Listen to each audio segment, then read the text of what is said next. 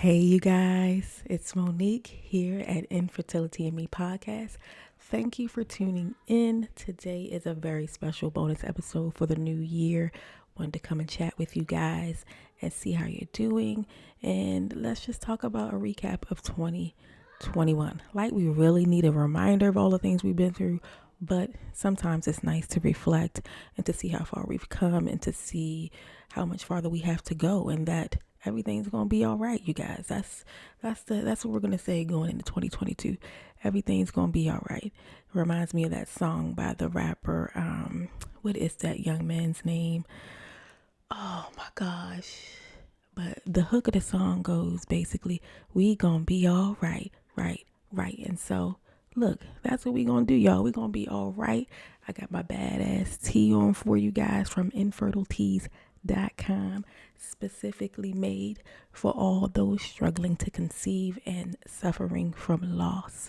So look, I don't want to hold you guys long, but I do want to show my gratitude for each and every one of you, specifically who come back to the podcast every time that a new episode drops, shares on Instagram, and also shares with those in your personal life who may be suffering, and or if you think that they could benefit from episodes that teach them how to deal with someone suffering from infertility struggles. So I just have to say thank you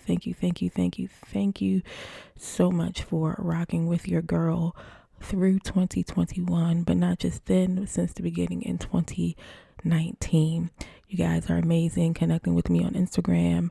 I'm not on Facebook anymore, so you would have to connect with me on Instagram. Make sure you are following the podcast on your preferred platform, whether that's Apple, Spotify, Pandora. If you're watching on YouTube, hey friend, good to see you. Well, I can't see you, but you can see me. So anyway, so I just appreciate you guys for sharing, for coming back, for all of the episodes, all the stories, publicly and or anonymously. And I definitely have to shout out all of our guests for 2021, because there wouldn't be so many episodes without you. And not just for 2021 guests, but all of the guests over the last 2 years since November of 2019, when I first started the show. So gotta give a shout out to you guys as well for giving me your time, for letting me tell your story and present your story to, well, you tell your own story, but present your story to everyone who listens every time a new episode drops. And then also people that come back for more of the same episodes. So I just can't say thank you guys enough for helping me keep the show going. And so I'm going to list all of our 2020 guests in the show details, and you guys can tap and go and connect with them on their platform, unless they're anonymous. If they are anonymous, then there will not be a link in the show details for you to connect with them on Instagram. So the first was Stacey Brown. Then there was Barb, B-A-R-B, who was an anonymous guest. Clermont. Sarah was also anonymous. Aiza Frayer. Veronica, she was anonymous. Sondra Wyckoff. Nina, an anonymous guest. Cassandra Conley. Aaliyah, anonymous guest as well. Tiffany Lewis. Meaghan Shaffer. Ashley Hardy. Jessi Shuraleff. Bethany Jewell. The ladies of Infertilidad. I said it all wrong. Infertilidad Latina Podcast. Thank you guys. That's Audrey, Jasmine, Blanca. After that, there was Denise. She was anonymous. Krystle Chavez, my girl Emily Ginn as well.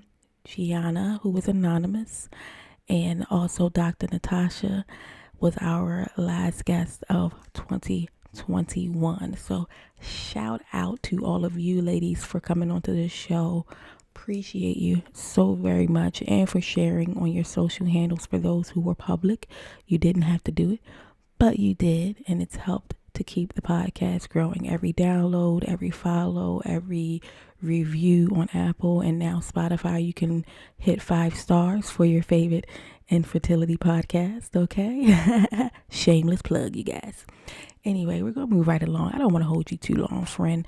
I hope you're doing well. I hope you're staying safe with this new COVID Omicron variant. It's so out of control. We've already lost so much and been through so much over the last 2 years dealing with COVID and just life in general. And then adding infertility on top of that thing. OMG. So it's a new year coming in 2022, but it's the same old infertility bullshit. And that's why I named the episode that, because I want to celebrate the new year, but we also still recognize that we're going through infertility. For those of us, especially who are still in the thick of things, whether you are trying to conceive with treatments, fertility treatments and or adoption, or if you're using donor eggs, donor sperm, if you're choosing to go foster to adopt, whatever it is your path to family expansion is, we want to celebrate the new year, and I want to keep the episode lighthearted. So I got my, as you can see in the background, my holding on to hope hat from, again, Infertile Teas, as a reminder for everyone, there's hope in 2022. No matter how your story ends, no matter how it continues to go throughout the coming weeks, the coming days, months, and however long that may be. And there have been quite a few people in the community who have stepped away from treatments and decided to stop. And whether that be permanently and or temporarily, only time will tell. These ladies and men have been through so very much, and I was not talking to, but after a post that I made in stories a couple of weeks ago, and it was to the effect of, stepping away from fertility treatments, whether you already have a bundle from fertility treatments or whether you're doing secondary, whatever the case may be, but stepping away from it. And Hallie Tecco from Natalist, she DM'd me in response to that story and was like, it should be celebrated. And it damn sure should be celebrated, you guys. Thank you, Hallie, for that, because that was the perfect way of saying what it's like when you want to stop treatments. And for those moving forward, however your story chooses to go, know that you can stop. Know that you can stop and take a break. Know that you can stop permanently. Just know that you can stop. And stopping doesn't mean that you've failed, friend. You are not a failure. You are not a loser. Okay? There is so much more inside of you that you have to give to this world, with or without that bundle, and or if you're trying for a second. And preaching to myself, you guys, because I wanted a second, but I told you guys a month or so ago when the episode Nothing Is Fucking Working, dealing with infertility during the holidays, I shared with you guys that I was no longer pursuing the path to having a sibling. And we really just have to do what's best for us. And that's basically what I wanted to come on here and tell you guys for the new year, for the 2022, and the forever and ever and ever in my Cardi B voice, forever in 2022 and forever. Whatever you have to do for your own mental sanity, your own emotional, what's the word I'm looking for your own emotional intelligence, and whatever it is that you need to do to move forward in life in general, do that thing, friend. Do more of it. And if it means stopping, stop. And if it means taking a break, you take the effing break, friend. Okay? Just know that going into 2022. And one other thing I want to bring up as well is making sure that we're maintaining a healthy lifestyle. These are just quick reminders that you guys already know. And maybe you just need that reminder today or next week or whenever you're listening, friend, even if it's in 2022. Being mindful of what we put into our bodies outside of whatever we're taking for fertility treatments, because we know that the hormones make us crazy. They make everything more amplified mentally and emotionally as well as physically. We know this. So I want to make sure that you're taking care of yourself physically, nutrition wise, friend. I do the best that I can as well. There's nothing I tell you guys that I am not preaching to myself and or have not done myself. And I do struggle with my thyroid being what's it, hypothyroidism. It doesn't function to full capacity. I lack the hormones needed to sustain my body, and so I suffer from, like, maybe I stay within like a 10 to 15 pound radius up and down all the time, as far as gaining and then losing, gaining and losing, gaining and losing. And I have always been someone with a fast metabolism or a above average metabolism, and was always very thin, and so that was hard for me to adjust. And so I empathize with all of you guys suffering from medical weight gain, especially with fertility treatments and hormones and such. It's hard. And I'm not going to stay on food because I feel like we talk about food too much in our society. But make sure you stay in COVID free, friend. Make sure you're wearing that mask. And maybe that doesn't resonate with you. It's okay. I'm going to say it anyway. Wear the effing mask, friend. Cover your face when you're out in public, not just for yourself, but for others too, and your loved ones that you have to go back home to and or you go see on a regular basis, especially if you don't believe in getting the vaccine. Do what you need to do to feel at your best and to keep those around you safe. So we're going to stay COVID free in 2022. Okay. We're not going to lose any more people. Knock on wood. Okay. Because I definitely don't want to lose anybody else to this bull crap. And we are going to maintain our nutritional health, and we are going to exercise or not exercise at the discretion of our doctors. For me, I do a lot of low impact. That's better for me right now. And I'm working my way towards going back to weight training. And I didn't do heavy deadlift type weight training in the past. I would just do enough to get toned up really nicely. And I'm hoping to get back into that more frequently in the new year for myself too, because it's just important for me to stay strong.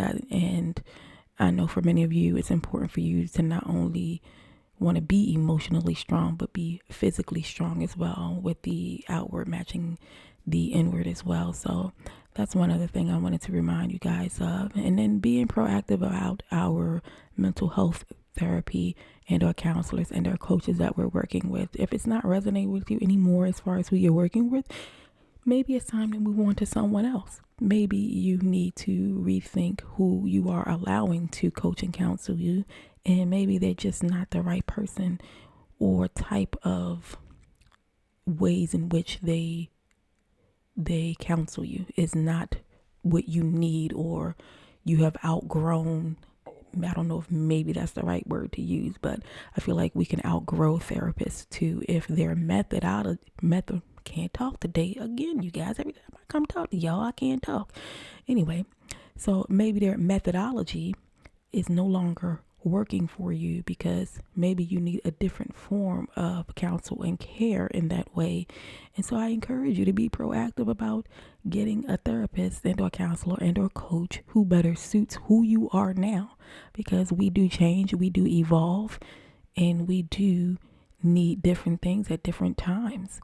And so don't feel bad if you've been with a therapist for many, many years or months or however the case may be, and it's just not working the way that it used to. Maybe it's time to move on to find a different approach to what you need mentally and emotionally, and or adding on to whatever spiritual help you're getting as well. Because I know a lot of people don't necessarily do therapists, but they'll go to their spiritual mentor and get the help that they need. And so that's fine as well.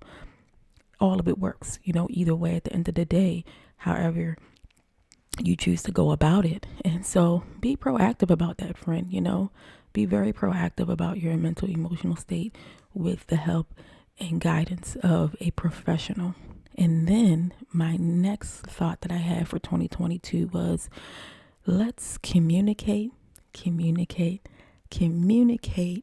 much better than we have ever done with our spouses and ourselves, and whoever is closest to us, helping to support us through this time of infertility, fertility struggles, loss, adoption, whatever your life is looking like right now for family expansion. And I said it on the other episode too about communicating with your spouse, because it was something that I really wish that I had done better when I was right in the midst and the thick of things. It's like, man, why couldn't I have just done it right the first time? And it seems as if it takes so much time for us to realize these things. But, you know, I preach it a lot now because, again, I made the mistake of not communicating enough when I was in the very, very thick of things before Omar Jr. was born. And I really wish that I had been better at that. My emotional intelligence wasn't nowhere near what it is today. And being able to communicate what I need, what I'm thinking, and what I'm feeling, regardless of how the other person receives it. Because that's the other thing too. I think a lot of times we feel like because we don't know exactly how they're going to react, or we're basing it off of a way that they reacted to a situation beforehand, that it's going to be the same way. And it may not necessarily be the same way that they react to whatever it is you have to say. And if they react negatively, that's okay. Because at the end of the day, we're all allowed to react however we want, as long as it's not bringing physical harm and more emotional damage to ourselves and or the other person. So however it is that you need to communicate with your spouse or whoever is supporting you through your path to parenthood or expansion, just be honest, friend, and communicate what exactly you're feeling and what exactly you need, even if it might hurt their feelings just a little bit. And sometimes I think people, like, for instance, I'll say, like, if I tell my husband, I tell Marcy, look, like right now, I don't feel like being touched, or I just don't feel like being bothered. It's not you, it's me. I'm just not in the mood. And it'll hurt at first, but then he'll, take a second and be like, well, yeah, I can definitely understand that. You know what I mean? And then he'll joke about it later, like, can I touch you now? Are you okay to be touched now? So we have to be honest, no matter what we think the other person is going to say and or how they're going to respond. And ultimately, it's up to them to be good at the response part. You can't control that. We can only control ourselves. That's that. And the other thought I had for 2022 was also giving your spouse, who's going through it with you, the gift of being a safe space to them. And I mean that in the way, if you are the one with the diagnosis and are going through, the bulk of the treatment, the prodding, the probing, and all those things, as we normally would say in the community. So being to them what we also need. Being to them what we also need. And that is giving them the gift of being that safe space. And I think that we can apply that to our relationships with our spouses and support system in general, in life in general. If you want to have a safe space, you also have to be a safe space for those most important to you, or anybody that you come into contact with. Not saying you can sit around or you need to sit around and listen to all of everyone's problems and things like that, but if you want that person to be a safe space, to hold a safe space for you, let's also reciprocate that thing. And so then we're both working together towards the same goal with less baggage that we're carrying. And men like to, be the strong ones and all that jazz, but allowing them to be the safe space, allowing you to be the safe space for them as well is important. Because we're dealing with so much already in COVID land, as I like to call it. COVID land out here, you guys. We have to take care of each other. One thing my mom used to say when Omar and I first got married, she was like, every time we would leave, she would be like, or she would say, y'all take care of each other. Take care of each other. And so make sure you're taking care of your spouse, friend. Make sure you are taking care of them, and they will take care of you, unless they just a selfish ass bastard. But that's a whole other topic for a different day, friend. Okay. I'm being silly, but I'm so serious. Okay. Like, it's so crazy, but we forget we with people for a very long time, and we forget that, it ain't always about us either, especially when you are the one with the diagnosis, or maybe he has or she has the diagnosis, but you're taking the brunt of all of the probing and the prodding like we said earlier. And then for the last half of my thoughts for 2021 going into 2022 is, like I said before in the other episode, do more of what brings you joy. If that means gardening, if that means dancing, if that means writing, drawing, what else that's not toxic? Anything. Horseback riding, tennis, racquetball. I used to love to rollerblade and skate. What else is something I do? I love podcasts, so I listen to more of that, or I love comedy, so I watch more of that.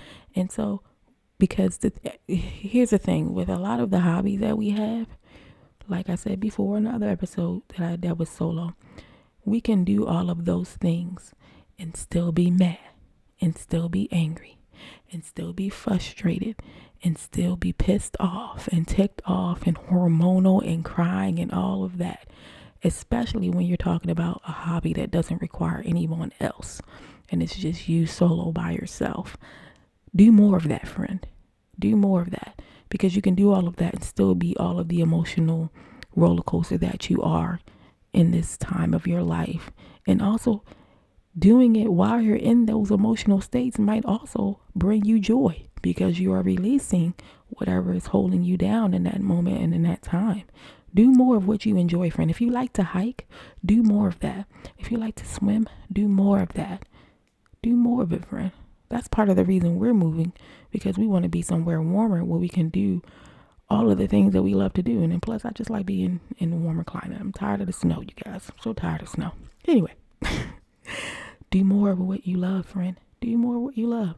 When I'm feeling extra emotional in times in the past, I did more of the walking around the neighborhood. Even though I was doing it for exercise, I just exercise a little 30 minutes longer, because it is so low impact. It's very easy on the body, and you don't have to worry about injuring yourself or doing too much of it. You can never do too much walking. You can never do too much painting or gardening or coloring or any of those types of activities. Only you know what brings you joy.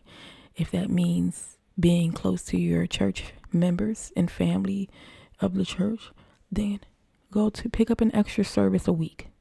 If you normally just go on Sundays, maybe going for the midweek service. When I was very religious and still a minister, we used to have this thing where we would, in the middle of the week on a Wednesday, to get us over hump day, right? We would go in for about an hour for prayer, and that was it. And so we would sing a little bit, but it was mostly just all of us in there praying individually and or collectively. And it was really nice, because it was like that quick fix midweek. And because you're surrounded by other people with the same energy and the same vibe, then it really just amplified your energy. And so it just gets you over that hump. Whatever you need to keep getting you over these humps, friend. If those same hobbies aren't working anymore, get you some new hobbies, friend. Do whatever you need to do and be proactive about that thing, just as much as you are about your path to family expansion. Look, I ain't come here to preach to you guys, okay? I just came to give you some simple reminders to help you in 2022 moving forward. Do not press yourself about new year, new me. I really hate that. But anyway, I know a lot of people, it's very effective for them. So guard your heart. Do more of what brings you joy. Be proactive about your mental health. And be that safe space for your spouse too, friend. And I'll see you in 2022 with more friends sharing their stories, success, or either still in the thick. And hopefully I'll get some more anonymous guests on the show as well. I know you guys really like that. I got great feedback from the anonymous guests and the raw and realness of them just coming on faceless without having the pressure of being on camera and such. So appreciate all of you guys again, all of the guests of 2021. You are amazing. I love you guys so very much. And I hope that you are staying safe, COVID-free, healthy, and in good spirits. Love you. See you in 2022. Happy New Year.